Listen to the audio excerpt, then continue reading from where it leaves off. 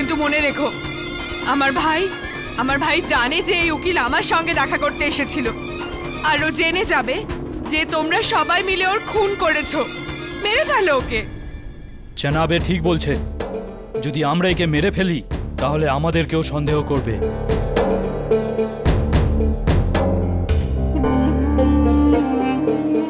এটাকে নয়, তো এই দুটোকেই বরং খতম করে দিই, এটাকে আর এটার ভাইটাকে। পুরা মামলাই খতম হয়ে যাবে। চলো, নিয়ে চলো একে। চল। ওঠ।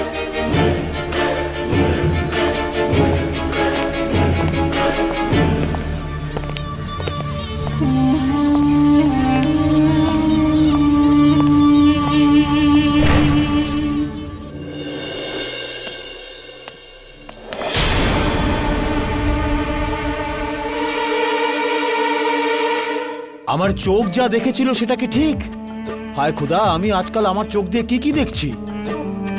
লাহুল ওয়ালাকুল ওয়াতা ইল্লা ইল্লাহ।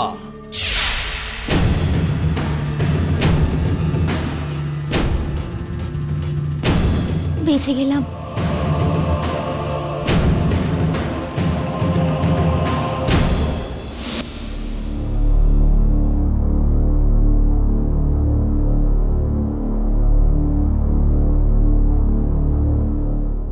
খুনটা এখানে হয়েছিল। এই নজির, ওই তুই এখানে কি করছিস? আগে আমি ওই ঘর পরিষ্কার করতে এসেছিলাম। আরে যখন মালিকই নেই, ঘর পরিষ্কার করে কি হবে? কেন সময় নষ্ট করছিস? আরে খিদেতে আমার নাড়ি জ্বলছে, যাও আমার জন্য খাওয়ার ব্যবস্থা করো। আগে শোন, তুই ঘরে বোরখা পরে কেন ঘুরছিস?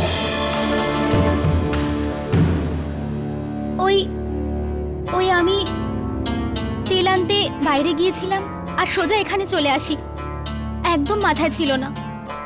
আরে এই আদালতের চক্করে তো সবার মাথা খারাপ হয়ে গেছে।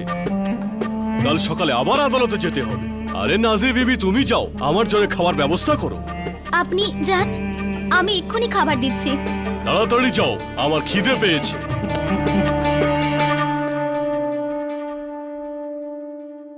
অনেক হয়েছে। বান্ধবীর জন্য আমি নিজের জীবন বিপন্ন করেছি, একে হারানোর মতো সাহস নেই আমার। এবার আপনি চলে যান, না হলে এরা আমাদের দুজনকে জ্যান্ত পুঁতে ফেলবে। দয়া করুন আর চলে যান এখান থেকে।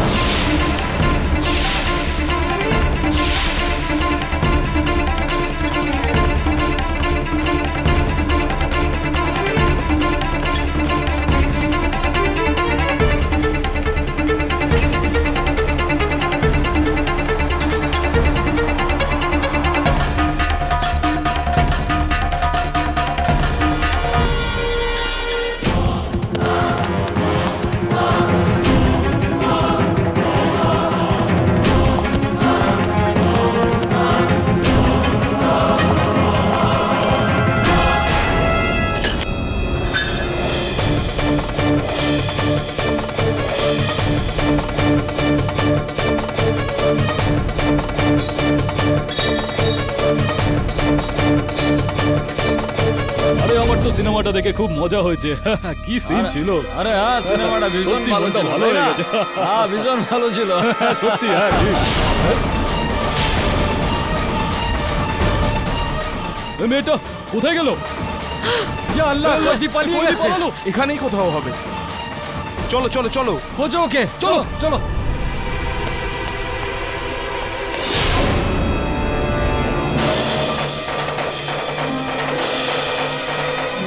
আরে তুমি এখান থেকে পালিয়ে যাবে কোথায়? তুমি আমার থেকে পালিয়ে যাবে কোথায়? হ্যাঁ,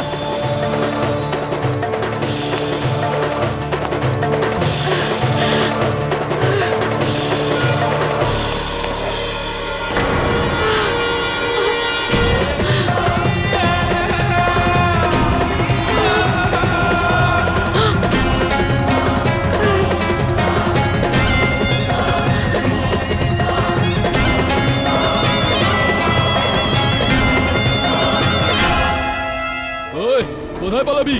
বল কত দূর পালাবি? ছেড়ে দাও আমায়। আরে ভাই, নিয়ে ছাড়ো। চলো একে ভিতরে নিয়ে চলো। চলো।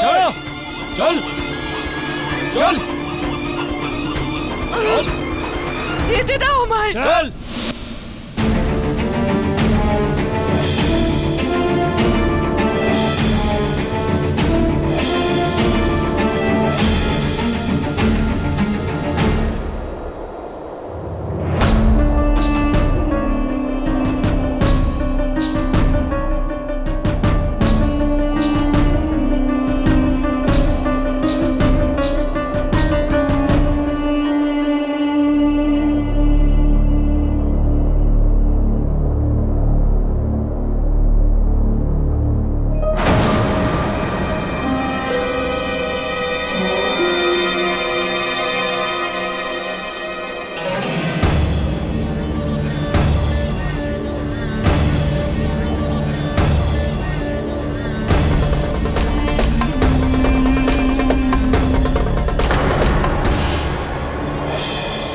যদি এরা একে ফাইলটা দিতে দেখতে পেয়ে যায় তাহলে এরা একেও মেরে ফেলবে।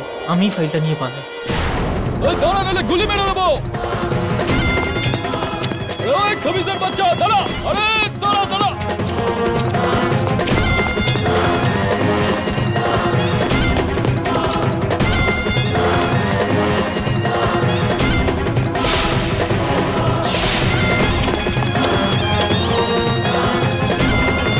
ওই গুলি করে দেবো।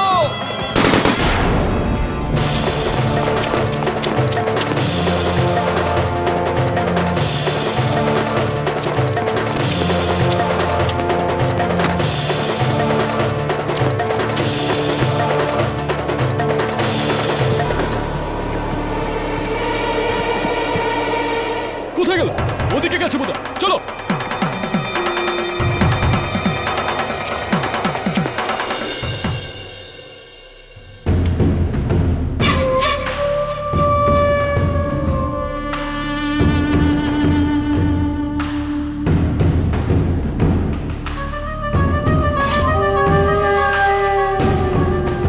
বাচ্চাদের সঙ্গে খেলতে থাকবেন নাকি বড়দের সঙ্গেও খেলবেন? এই, তুই চুপ করে বসে থাক আর নিজের মুখ বন্ধ রাখ, নইলে তোর মুখে কাপড় ঢুকিয়ে দেবো। হ্যাঁ, কেন ভয় পায় নাকি আপনাদের জনাব? নাকি নিজেদের উপর বিশ্বাস নেই আপনাদের? খেলুন না, দুই এক হাত আমাদের সঙ্গেও খেলুন। যদি আমি জিতে যাই তো ছেড়ে দেবেন, আর হেরে গেলে তো আজ নয়তো কাল মেরেই ফেলবেন আমাকে। জনাব, আপনি এনার কথায় ভুলবেন না। এ খুবই চালাক একটা মানুষ। এ আপনাকে তাতাচ্ছে। চুপ!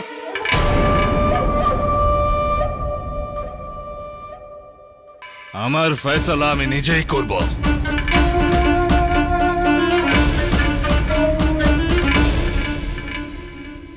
এসো।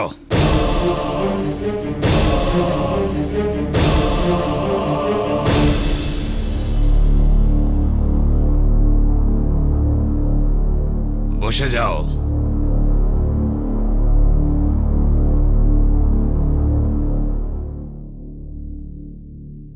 প্রাণের বাজি ছাড়া আর কিছু হবে না।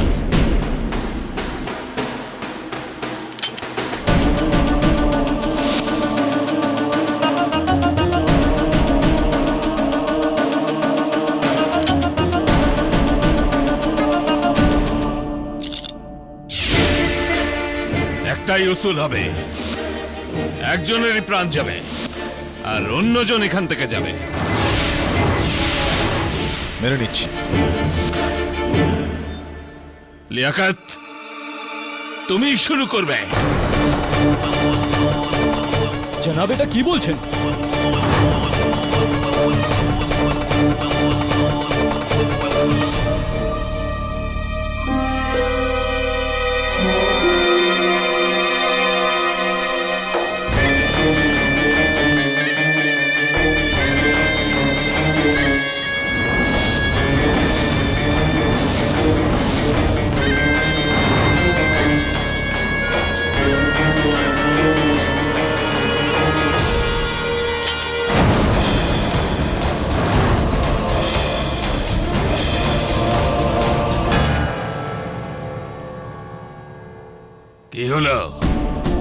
পিস্তল চালানো আসে তো?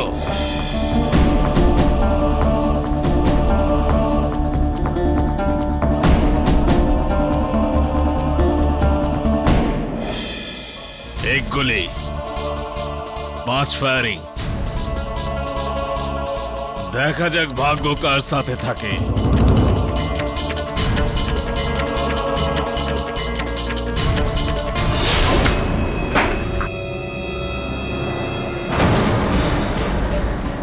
জানি না এই চেম্বারে গুলিটা রয়েছে কিনা। যদি না থাকে তো বেঁচে গেলে, যদি থাকে তো গেলে। বন্ধুগুলো নিচে নামিয়ে ফেললে খুব ভালো হয়। ধন্যবাদ। আপনারা তাস খেলাটা চালিয়ে যান। আপনাদের জনাব আর আমি একটু খোলা হাওয়ায় ঘুরে আসি। চলুন।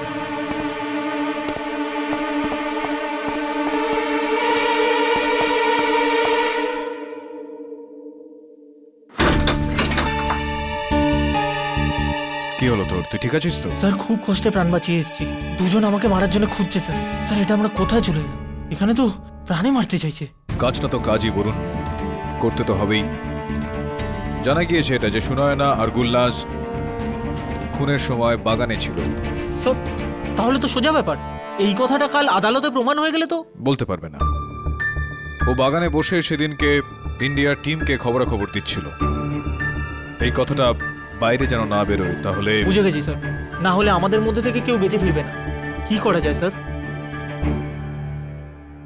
সুনয়নাকে বাঁচানোর জন্য মোবাইল ফোনের একটা দরকার পড়বে। বুঝিয়ে বলছি। তুই আগে এটা বল, তুই কি কি খবরাখবর নিলি, কি জানতে পারলি তুই? হ্যাঁ স্যার, ওনাদের ব্যবসার হিসাব স্যার, পুরো খাতাটা আছে। কিন্তু অদ্ভুত স্যার, কিছু বুঝতে পারছি না। আর কিছু ছবি আছে স্যার, এই দেখুন।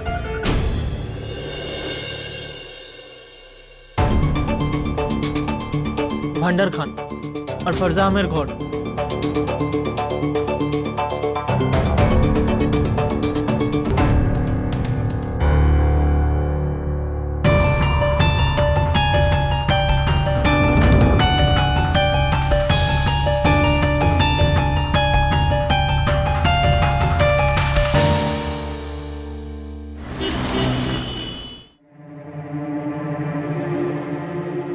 মুলকিস্তানে যে দূতাবাস আছে সেখান থেকে কোনো খবর আসেনি? এখনো পর্যন্ত কোনো খবর আসেনি স্যার। আমি জানতে চাই যে আজ আদালতে কি হয়েছে। মাফ করবেন স্যার, ওদের কাছেও কোনো খোঁজ খবর নেই স্যার। এমনকি ওরা এটাও জানে না যে ওই আদালতের কাজকর্ম কোথায় হচ্ছে। কিন্তু স্যার, কেডি ওই জায়গাটার খোঁজ পেয়ে গেছে। শুধু এটাই নয়, ও সমস্ত মানুষকে মানিয়ে নিয়েছে আর সুনয়নার কেসটাও লড়ছে। এটা প্রমাণ করো যে এই মেয়েটা নির্দোষ। ওকে, মেনে নিচ্ছি। আমি জানি না কেডি আর তার সহকারী কোথায় আছে।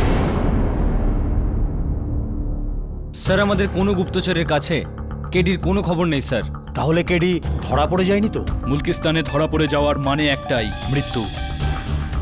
কোথাও কেডিকে আমরা ওখানে পাঠিয়ে কোনো ভুল করিনি তো? স্যার, আর একটা বিপদ আছে যেটা হয়তো আমরা ভুলে যাচ্ছি।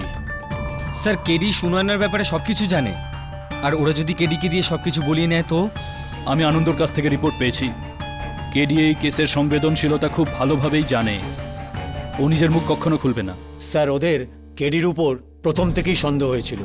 আপনি তো জানেন স্যার, ওরা কত নির্দয় মানুষ। তুমি কেডি পাঠককে খুব ভালো করে চেনো না। শারীরিক যন্ত্রণা বা মানসিক চাপ ওনার উপর কোনো প্রভাব ফেলে না।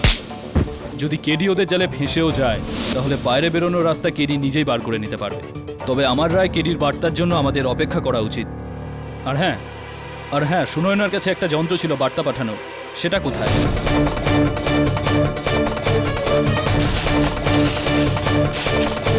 স্যার ওটার সিগন্যাল আমরা হাকামির বাড়ি থেকে পাচ্ছি। মনে হচ্ছে সুনয়না ওই যন্ত্রটাকে ওখানেই কোথাও লুকিয়ে রেখেছে।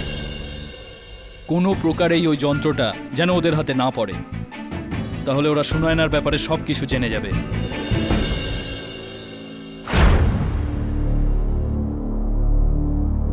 স্যার কি ভাবছেন?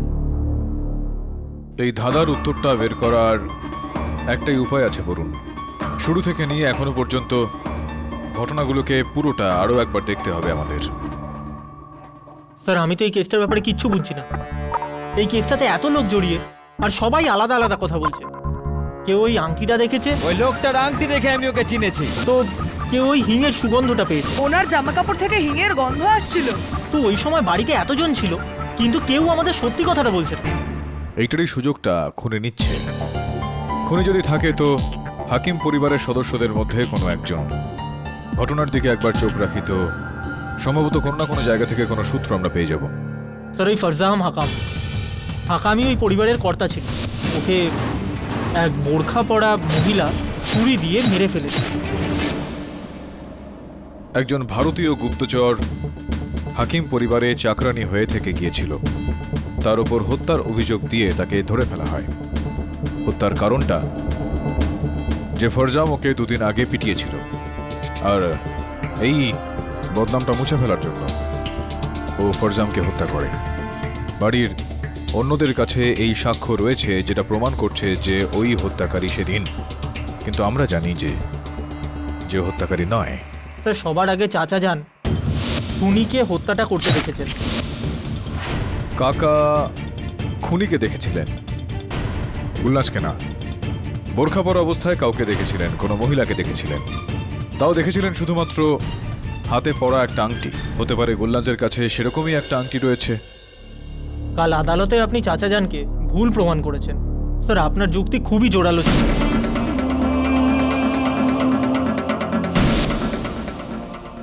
ফিরে আসছি আবার। হত্যাকারী হত্যা করার পর সেখান থেকে পালিয়ে যায়, আর বাড়িতে দেখতে পায় আরেকজন কাজের লোককে, নাজিয়া।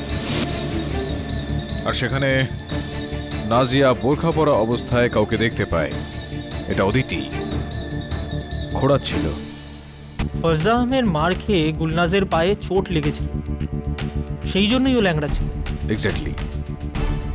নাজিয়া সেদিন যাকে খোঁড়াতে দেখেছিল তাকেই গুলনাজ ভাবছিল, কেননা গুলনাজ খুঁড়িয়ে চলে। আমার এরকমটা মনে হয় যে হত্যাকারী জানতো যে গুলনাজ খুঁড়িয়ে হাঁটছিল, সে কারণে ও খুঁড়িয়ে হাঁটছিল এটা প্রমাণ করার জন্য যে ওই গুলনাজ। আর তারপর এহজাজ খুনিকে ধরার চেষ্টা করেছিল, আর খুনির সাথে ধাক্কা লাগার সময় ও খুনির গায়ে হিঙের গন্ধ পেয়েছিল। স্যার গুলনাজ যে ঘরে থাকতো সেখানে হাকামি পরিবার হিং রাখতো, সেই জন্য এখন এহজাজের মনে হয় যে গুলনাজই খুনি। আর তারপর আরমান যে দরজা ভেঙেছিল আর গুলনাজকে রক্ত লাগা বোরখার সঙ্গে ধরেছিল। হ্যাঁ, কিন্তু গুলনাজের বক্তব্য হলো যে যেই সময় হত্যা হয় ও বাগানে ছিল, গুপ্ত তথ্য পাঠাচ্ছিল বাইরে। খুনি সম্ভবপর এটা যে দরজা দিয়ে ভেতরে ঢুকেছিল আর জানালা দিয়ে বাইরে যায়, ঠিক সেইভাবে যেভাবে গুলনাজ যাতায়াত করত। বাট স্যার খুনি দরজা দিয়ে ভেতরে কি করে আসবে? দরজাটা তো গুলনাজ জানলা দিয়ে লাফানোর আগে বন্ধ করে দিয়েছিল। ঠিক করে কিছুই বলা কঠিন বলুন। তোর এই যে তোলা ছবিগুলো রয়েছে ইঙ্গিত তো এরকমটাই দিচ্ছে। দাঁড়া, তারপর গুলনাজ জানালা দিয়ে ঘরের ভেতর ফিরে আসে, নিজের বোরখাটা পরে, আর ঠিক ওই সময় ধরা পড়ে যায়। স্যার খুনির এই গুলনাজের ছদ্মবেশ ধরে ফরজা আহমের হত্যা করাটা আমাদের খুনির ব্যাপারে দুটো জিনিস জানায়। কি কি জিনিস? এক তো এটা যে ও গুলনাজের ঘরে খুব সহজেই পৌঁছতে পারত, আর দ্বিতীয় এটা যে ও হাকামি পরিবারের বাড়িতে খুব ভালোভাবে পরিচিত ছিল। এই কারণেই তো বলছি বলুন, হত্যাকারী বাইরে থেকে ভেতরে আসেনি। হত্যাকারী হাকিম পরিবারেরই কোনো সদস্য, যার কাছে ফরজা আহমকে মারার জন্য একটা বড় কারণ ছিল। বাট স্যার এই কারণটা কি হতে পারে? তুই যে তথ্যগুলো সংগ্রহ করেছিস, হতে পারে যে তার মধ্যে থেকেই বড় কারণটা পাওয়া যাবে। স্যার আপনার কি মনে হয় এটা কি কাকতালীয়, নাকি খুনি জেনে বুঝে ওই সময়টাই বেঁচেছে যখন গুলনাজ গোপন খবর জানার জন্য নিজের ঘর থেকে বেরোতো? এটা কাকতালীয় নয় বলুন, ভেবে চিন্তে করা ষড়যন্ত্র। স্যার আপনার কি মনে হয় যে খুনি গুলনাজের গোপন কথাগুলো জানতো? জানি না বলুন, কিন্তু যদি হত্যাকারী গুলনাজের রহস্যটা জানে তো গুলনাজের সঙ্গে সঙ্গে আমরা দুজনও কিন্তু বেশ সমস্যায় পড়ে যাব। দাঁড়া, ওসব ছাড়, ঠিক সময় তোকে ঠিক কাজটা করতে হবে। বলুন স্যার। শোন,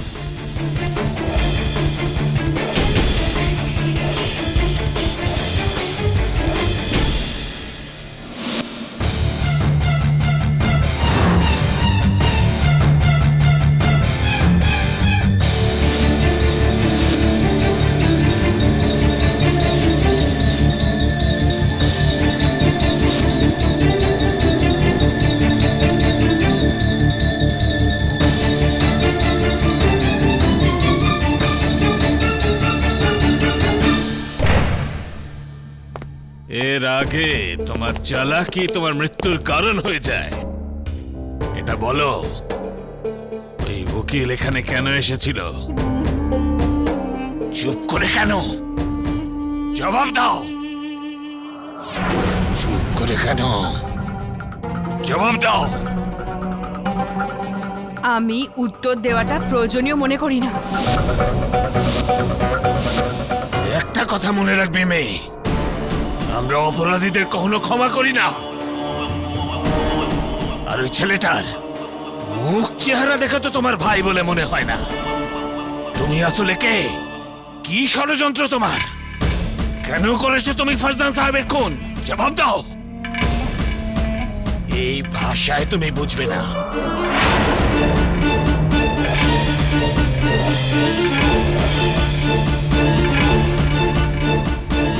দাঁড়ান জনাব, আদালত কাল পর্যন্ত সময় দিয়েছে, আর আপনি যদি একে এখনই শেষ করে দেন তাহলে দোষ আপনার ওপরেই পড়বে। আর এমনিতেও ওই উকিলটা আমাদের কাছ থেকে পালিয়ে গেছে। আমাদের যা কিছুই করতে হবে খুব ভেবেচিন্তে করতে হবে।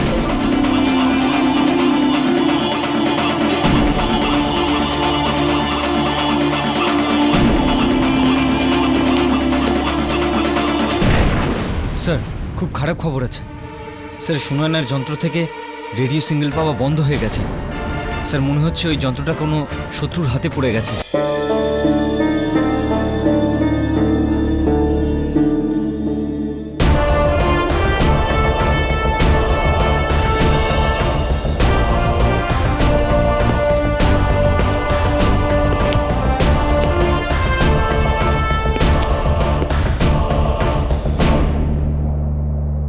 আরে কেডি, এটা কি হয়েছে?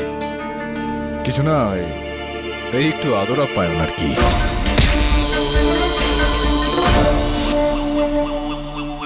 কি করেছো এটা? দেখো, এরপর যদি কেউ এই বদমাইশি করে তাকে শিকল পরিয়ে কালকুঠরিতে বন্দি করে রাখবো। কেডি, শুরু করুন এবার। জনাব, আপনি যেই সময়টা আমায় দিয়েছিলেন সেটা কিছু প্রশ্ন, কিছু উত্তর পেয়ে গেছি আমি। প্রশ্ন দিয়ে শুরু করছি এবার। প্রথম প্রশ্নটা হলো যে এই খুনটা দুদিন বাদে কেন হলো? এটা কেমন অদ্ভুত প্রশ্ন! গুলনাজের বদলা নেওয়ার ছিল, ও চাকু মারলো আর বদলা নিয়ে নিল, বাস। এখানেই তো প্রশ্নটা, যে ছুরি মারলো তো দুদিন বাদে কেন? যেদিন ওকে মারা হয়েছিল সেদিনে ওই প্রতিশোধটা নিতে পারতো, তারপরের দিন দুদিন পরেই কেন? আর আমার এরকমটা মনে হচ্ছে যে এই প্রশ্নটার উত্তর নাজিয়া বিবির কাছে হয়তো রয়েছে। আমি ওনাকে রাখতে চাইব। নাজিয়া বিবিকে ডাকা হোক।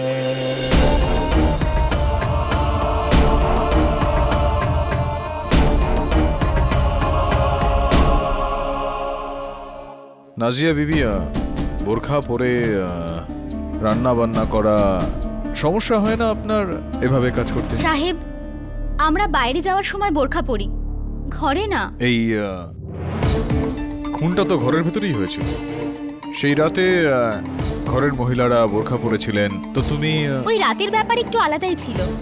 বাইরে থেকে নিমন্ত্রিতরা এসেছিল, সেই জন্যই ঘরের মহিলারা বোরখাতে ছিল। জনাব, এই বিষয়টা একটু মন দেওয়া যাক। ওই রাতে ঘরের মহিলারা বোরখা পরা ছিলেন, সেটারই ফায়দা তোলে ওই খুনি। একটা শেষ প্রশ্ন, এই যে জুতোটা আপনি পরেছেন এই সময় এইখানে, এই জুতোটাই আপনি বাড়িতেও পরেন? আগে না, এটা আমরা বাইরে বেরোনোর সময় পরে থাকি, ঘরে তো সব সময় চপ্পলই পরে থাকি। সমস্ত মহিলারাই বাড়িতে চপ্পল পরেন। আগে মুনসেফ বাবু, আমার এই মুহূর্তে প্রশ্ন যে এই সময় গুলনাজ কিরকম জুতো পরে আছেন? ও বাড়িতে অন্যান্যদের মতো চপ্পল পরে থাকেন নিশ্চয়ই। এই ঘরে, নিজের ঘরে ধরা পড়েছিলেন, তো জুতোটা কখন পরলেন উনি? জেলে তো জুতোটা পাল্টাতে পারবেন না। কি কি বলেন আপনি? আরে এইসব এখানে কি হচ্ছে? যতদূর আমি জানি এটা হলো একটা খুনের কেস। আরে এখানে তো দেখছি জুতো চপ্পলের উপরেও কথা হচ্ছে। কেডি, কি হলো?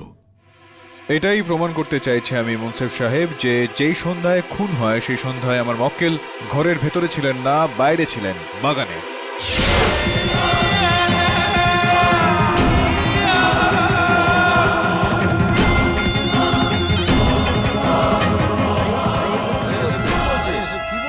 কি বলছে সব?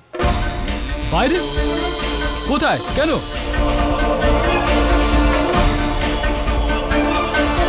আমি ঘরের বাইরে বাগানে ছিলাম, আর এখানকার সব খবরাখবর ইন্টেলিজেন্স টিমে পৌঁছতাম। আর এই কথাটা তো আমি কোনো অবস্থাতেই বলতে পারবো না। কেডি, তুমি চুপ করে কেন? বলো।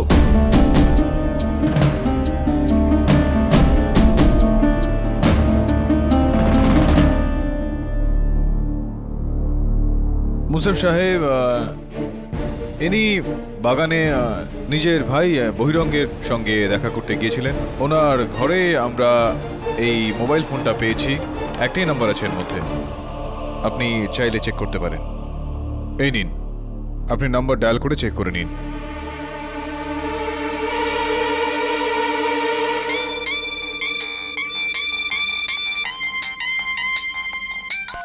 ওই, তুই আমাদের ঘরে ঢুকেছিলি? তোকে তো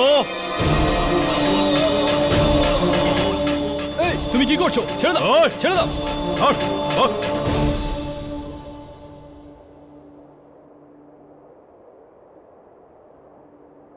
জনাব, এই কারণে গুলনাজ ফোনটা লুকিয়ে রাখতো, যাতে ওর ওপর মারধর না হয়। কি যাতা বলছে জনাব? যদি গুলনাজ বাইরে থাকে তো দরজা ভাঙায় ও ভেতরে কি করে ধরা পড়লো? আর খুনি বাইরে কি করে গেল? আর খুনি বাইরে গেল সেটা বুঝতে পারছি, কিন্তু গুলনাজ আবার কি করে ভেতরে এলো? জানলা দিয়ে জানাব। গুলনাজের বাগানে যাওয়া, ফোন করতে, চিৎকার শুনে ভেতরে আসা, আর খুনির ওখান থেকে পালিয়ে যাওয়া, ফেরার হওয়া, এসব ওই ভাড়ার ঘরের জানালা দিয়ে হয়েছে।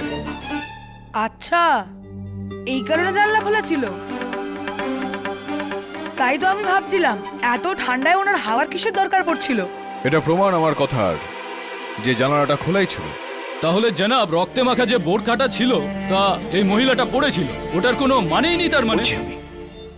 ঘরের ভেতর অন্ধকার ছিল জনাব, ইনি চিৎকার শুনে ভেতরে আসেন, বাইরে দরজা কেউ ঠকঠক করছিল, খুনি ওখানেই বোরখাটা রেখে পালিয়ে যায়। অন্ধকারে উনি দেখতে পারেননি যে ওই বোরখায় রক্ত লেগে আছে। দরজাটা খোলার জন্য উনি বোরখাটা পরেন আর দরজা খোলেন, আর খুনি ওনার অপেক্ষা করছিলেন। জনাব, খুনি কি করে জানতে পারলো যে গুলনাজ বোরখা খুলে বাইরে কখন গেল? ও কি ঘরের মধ্যে ক্যামেরা লাগিয়েছিল? আগে না, ক্যামেরা উনি লাগাননি জনাব, খুনি ওখানেই উপস্থিত ছিল, ওই ঘরের মধ্যে। এই হিঙের কৌটোটার পিছনে লুকিয়ে রাখা। আর যেরকমটা আমাদের সাক্ষ্য ইজাজ বলছিল যে খুনির গা থেকেই হিঙের গন্ধটা আসছিল, সেটা এই কারণে। তোমার কথা যদি মেনেও নি যে ও ওই ঘরে লুকিয়েছিল, তাহলে ওই ঘরে স্বপ্ন দেখছিল, প্রার্থনা করছিল যে ও বাইরে কখন যাবে, হ্যাঁ? আর খুনি কি করে জানতে পারবে? না, প্রার্থনাও তিনি করছিলেন না, কোনো স্বপ্ন উনি দেখছিলেন না, আসলে এটা করেছিল। উনি জানতেন যে প্রত্যেকদিন সন্ধ্যায় গুলনাজ বাগানে যায় ফোন করতে, আর এই বিষয়টা সুযোগও নেয়। কিন্তু জনাব, কিছুক্ষণ আগেই আপনি আমাকে বললেন যে গুলনাজ এই কথাটা কাউকে বলেনি, সবার থেকে লুকিয়ে রেখেছিল। এত ভালো করে লুকিয়ে রেখেছিল যে আদালতে যখন ওর প্রাণ সংশয় হলো তখনও ও বলল না। তো এই কথাটা কেউ কি করে জানলো? খোঁজ খবর ছিল জনাব, অন্য কারোর কাছে খোঁজ খবর ছিল।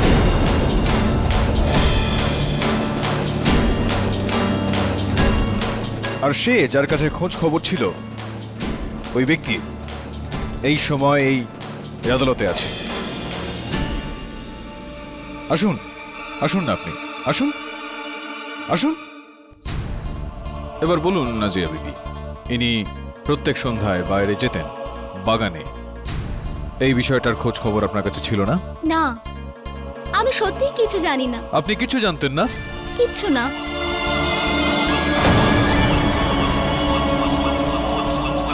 বলো, কি জানো? বলছি বলছি আমি জানতাম, আমি সবসময় একে বাইরে যেতে দেখতাম। আপনি ওকে বাইরে যেতে দেখেছিলেন, তো আপনি এটা জানার চেষ্টা করেননি যে ও কোথায় যায় বাইরে? না, কিন্তু এই ব্যাপারে আমি ওর কাছে কখনো কিচ্ছু জানতে চাইনি। কেন কেন জিজ্ঞেস করেননি? সাহেব, কোনো সুন্দরী যুবতী মেয়ে রাতের অন্ধকারে যদি বিনা বোরখাতে বাইরে যায়, তাহলে তার একটাই উদ্দেশ্য থাকে। আমি মনে করি ওর কোনো প্রেমিক আছে, যার সাথে ও রোজ লুকিয়ে লুকিয়ে দেখা করতে যায়। আমি কি করে জানবো যে এর ভাই আছে? কিন্তু আমি কোনো খুন করিনি। এক মিনিট জনাব, আমি আপনার কথাই আবার বলছি। আপনিই বলেছিলেন না যে প্রত্যেক খুনের পেছনে কোনো উদ্দেশ্য আছে। এখন নাদিয়া বিবির কি সম্পর্ক আছে এই খুনের পেছনে, একটু বলবেন আমাকে? কোনো উদ্দেশ্যই ছিল না, কোনো উদ্দেশ্যই ছিল না, কেননা এই খুনটা ইনি করেননি। না, আমি বুঝিয়ে বলছি।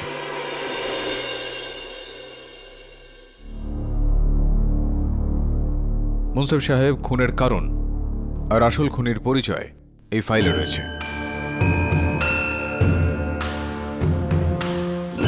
এটা হাকিম পরিবারের কাজকর্মের হিসাব। এখানে যদি দেখেন তো আপনি জানতে পারবেন বেশ ভালো মতন এই ব্যবসাপাতি চলছিল, খুবই লাভ হচ্ছিল। এই ধরুন 2 বছর আগেকার বিষয়, যে কাজকর্ম বাড়ছিল কিন্তু তবুও লাভ সেখানে হচ্ছিল না। এই দেখুন, একের পর এক ক্ষতি হয়ে যাচ্ছিল।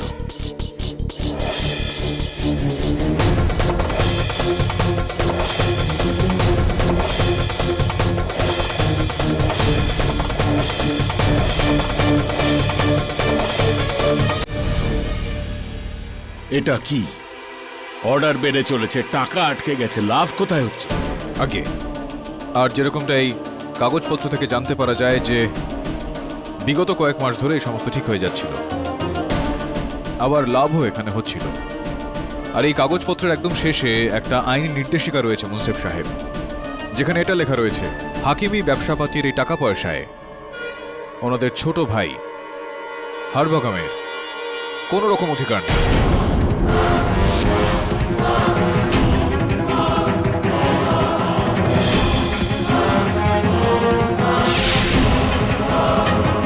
আসুন আসুন আসুন।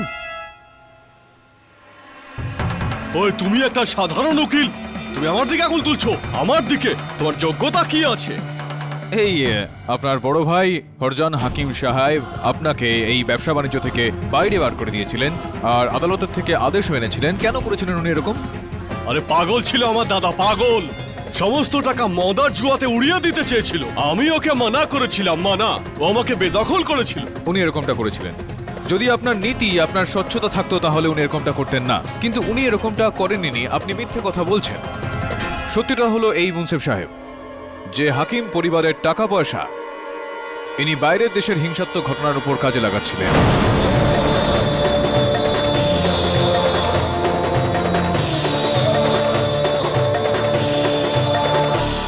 আর যখন ফরজান হাকিম সাহেব এটা জানতে পারলেন তো উনি ওকে সঙ্গে সঙ্গে তার ব্যবসা বাণিজ্য থেকে বাইরে বার করে দিলেন। আর সেই বিষয়টা প্রতিশোধ উনি ওনার ভাইয়ের ওপর নিলেন। আরে দাদা, এই কাগজগুলো কি? আমার কথা তোমার বুঝতে খুব অসুবিধা হয়, সেজন্য আদালতের ভাষায় লিখিয়ে নিয়ে এলাম। আরে আমি মজা করছি না, এতে যা যা লেখা আছে। আমার যেসব কথা তুমি শোনো না, ওগুলো এখন আদালতের কথায় মানবে। আরে দাদা, তুমি আমার সঙ্গে কি করছো? কেন করছো এই সব? যেগুলো তুমি আমাকে লুকিয়ে লুকিয়ে করো, এগুলো তার ফলাফল আলমগড়। আমি সব জেনে গেছি যে আমার টাকা কোথায় গায়েব হচ্ছে। আরে হাওয়া হচ্ছে। ও তুমি দু হাতে পয়সা খরচ করছো আর জুয়া খেলছো, ফুর্তি করছো, আর আমাকে জিজ্ঞেস করছো টাকা কোথায়? আরে অন্তত আমার দেশের বিরুদ্ধে তো আমার টাকা ব্যবহার হয় না, আতঙ্কবাদ ছড়ানোর জন্য আমার টাকা ব্যবহার হয় না। আরে লজ্জা করো, এই রকম কথা বলার আগে তোমাকে 10 বার ভাবা উচিত। আরে তুমি বোঝার চেষ্টা কেন করছো না? আরে আমি দেশের বিরুদ্ধে না, দেশের জন্য কাজ করছি। যেটা আইনের ভাষায় ভুল, সেটা দেশের জন্য কিভাবে ঠিক হতে পারে? আরে এখন আমাকে কেউ বুঝতে পারছে না, কিন্তু আস্তে আস্তে সবাই বুঝবে যে আমি ঠিক করছি। আমি বুঝবো না, বুঝবে তুমি। আজ থেকে আমার কারবার থেকে তুমি 1 পয়সাও পাবে না।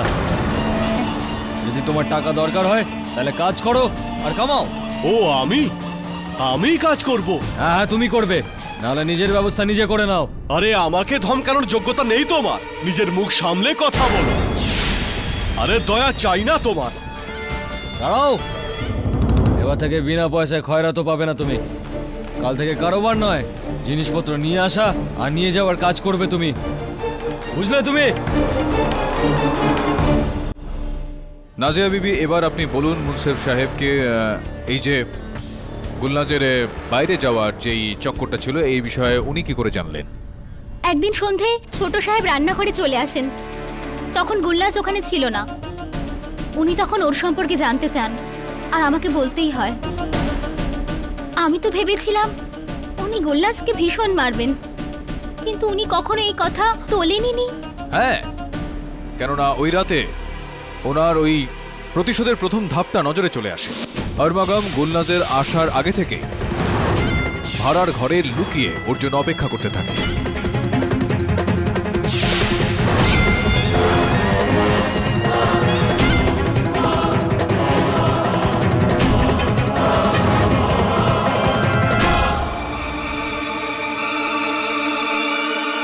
আর গুলনাজ বাইরে বেরিয়ে যেতেই আরমাগাম ওর বোরখাটা পরে নেয় আর গিয়ে নিজের ভাইকে হত্যা করে ফেলে।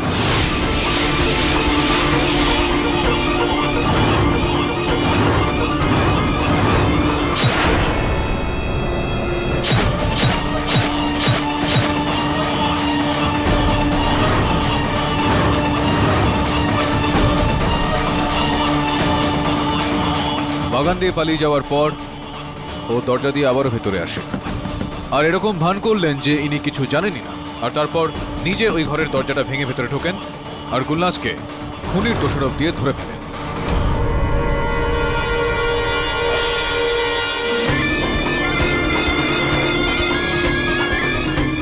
কি হয়ে যাস? সেদিনকে নিজের কাকার গা থেকে হিঙের গন্ধ পেয়েছিলে কি পাওনি? হ্যাঁ, আমি মেরেছি আমার দাদাকে, আমি মেরেছি, আমি খুন করেছি আমার দাদাকে।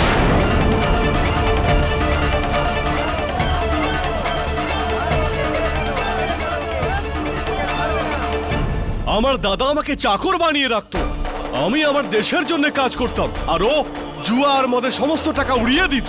আমি আমার দেশকে সব থেকে শক্তিশালী দেশ বানাতে চেয়েছিলাম, এই জন্য মেরে দিয়েছি আমার দাদাকে। মুনসেফ সাহেব, উনি দোষ স্বীকার করে ফেলেছেন। আমি আদালতের কাছে আবেদন করব আমার মক্কেলকে নির্দোষ বলে সসম্মানে মুক্তি দেওয়া হোক। সাক্ষ্য এবং সমস্ত প্রমাণাদি বিচার করে এই আদালত গুলনাজকে সসম্মানে মুক্তি দিচ্ছে আর আলম খাঁকে বন্দি করার হুকুম দিচ্ছে।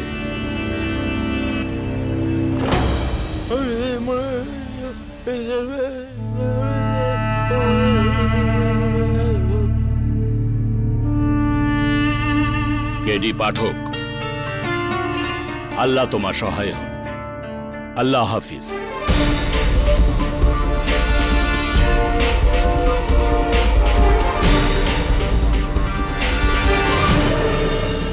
বিদায় আমার বন্ধু। খুদা হাফিজ। খুদা হাফিজ।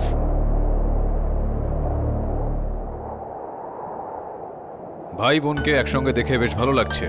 আমার সহায়ক বরুণের সঙ্গে তো আগেই দেখা হয়েছে। হ্যাঁ, হে ভগবান, আমার যন্ত্রগুলো তো এখনো ওদের বাড়িতে ওখানেই থেকে গেছে। যদি কারোর হাতে পড়ে যায় তাহলে তো সে 2 মিনিটেই জেনে যাবে যে। চিন্তা করার কোনো দরকার নেই, ওই যন্ত্র আমাদের কাছে আছে সুরক্ষিত, আর সেটার জন্য ধন্যবাদ দেওয়া উচিত আমার সহায়ক বরুণকে। খুবই বুদ্ধি খাটিয়ে নিজের প্রাণের ঝুঁকি নিয়ে ওই যন্ত্রটাকে ওখান থেকে বের করে নিয়ে আসো।